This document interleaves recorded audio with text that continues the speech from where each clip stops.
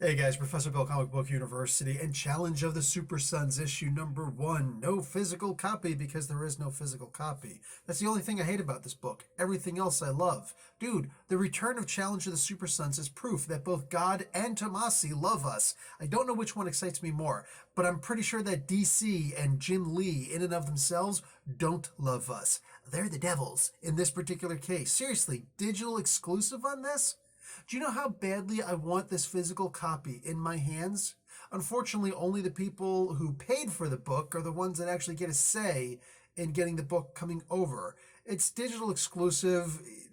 If you're not bootlegging it, it's only 99 cents on Comixology. You know what I'm saying? So, plus, if you have one of those subscription services like to DC or to Marvel, you can get their books kind of cheap. I hope they're doing it early with the DC, but I don't subscribe to the DC streaming app or anything like that, so I don't know.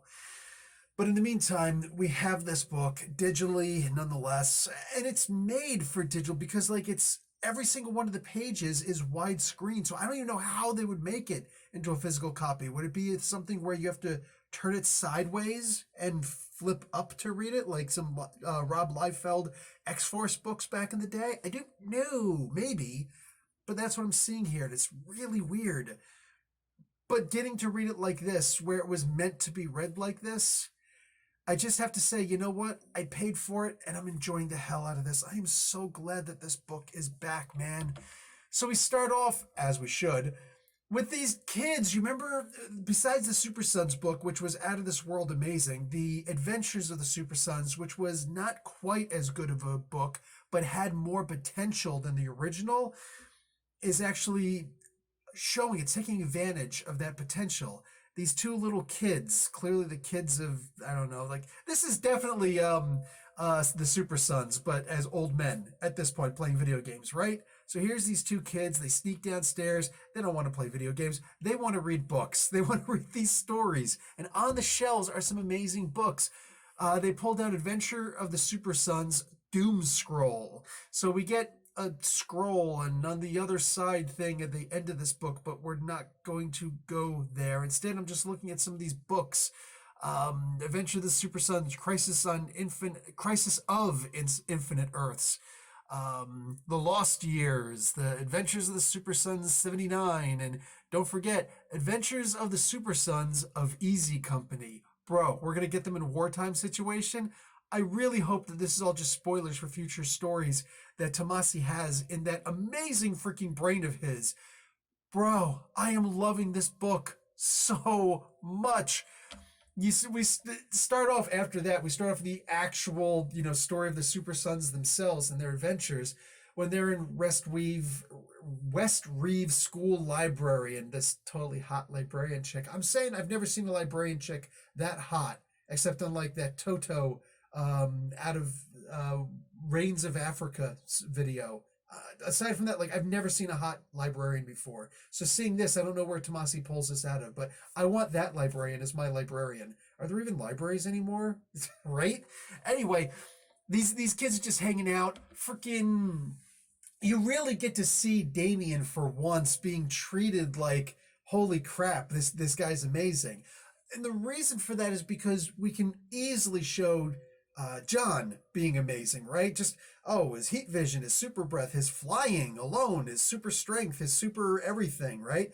He's always going to be able to be easily shown as being stronger, better, faster, whatever than Damien. So when we have the opportunity to see that Damien pisses off all of his teachers because he recognizes mistakes that the teachers made, and of course when they turn around and say something like, silver spoon fed kid, snot nosed punk or whatever, it's like, he had probably the hardest childhood that any kid could have possibly had, but you just assume that since he's a son of Wayne that he must be spoiled, right? Okay, sure. Baton to your head, buddy. We also see that he solves a case that John's been working on for a while. I guess his super eidetic memory hasn't come in yet.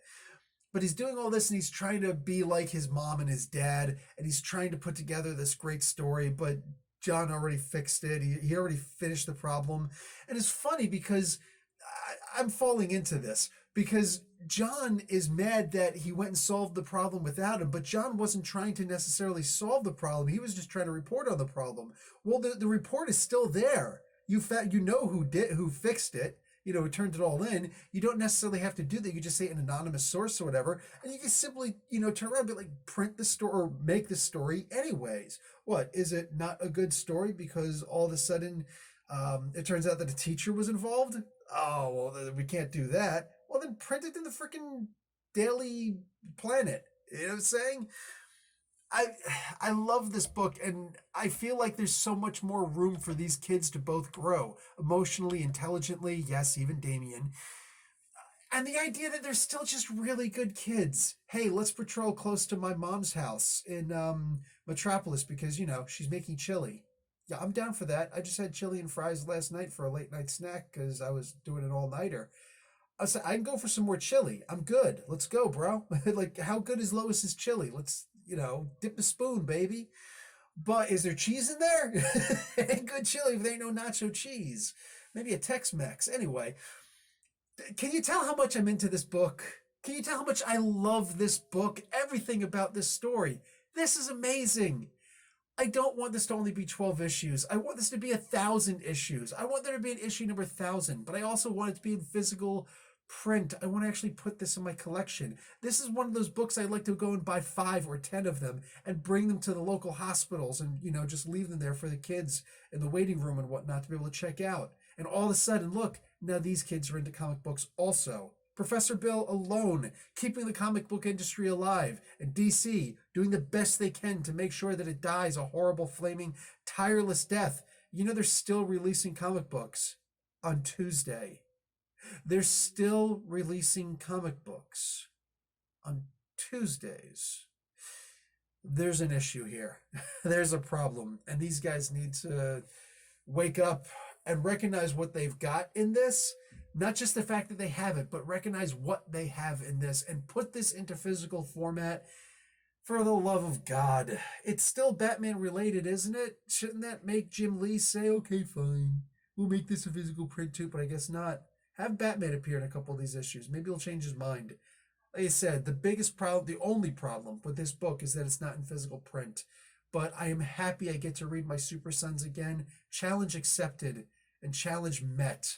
This is amazing. And unfortunately, it's one of those books you're going to have to put in your list because I'm going to forget otherwise. You have to put this, you can't even put this in your pull list. You have to actually subscribe to the thing to make sure you don't miss any issues.